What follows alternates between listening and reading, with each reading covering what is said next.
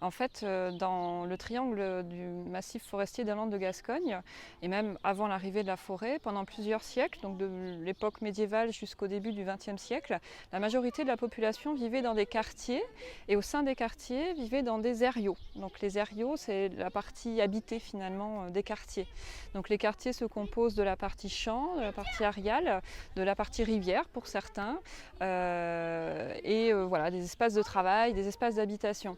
Donc il y a 50 ans, le parc naturel régional des Landes de Gascogne a choisi le quartier de Marquez pour créer un lieu culturel, un musée, plus spécifiquement un écomusée, puisque ce quartier était vraiment représentatif des quartiers qui avaient été habités pendant des siècles dans les Landes de Gascogne. Il se trouvait où? Il se trouvait niché au cœur d'une forêt, ces quartiers? Alors lorsque les quartiers ont été habités, colonisés finalement, c'était plutôt des îlots d'habitation au cœur de la lande rase, donc au milieu d'un désert finalement.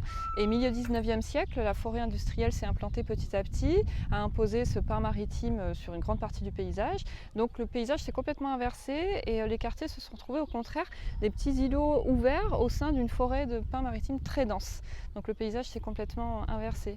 Donc dans les quartiers, on avait souvent plusieurs dizaines de personnes qui vivaient, plusieurs familles, et on y trouvait différents statuts sociaux.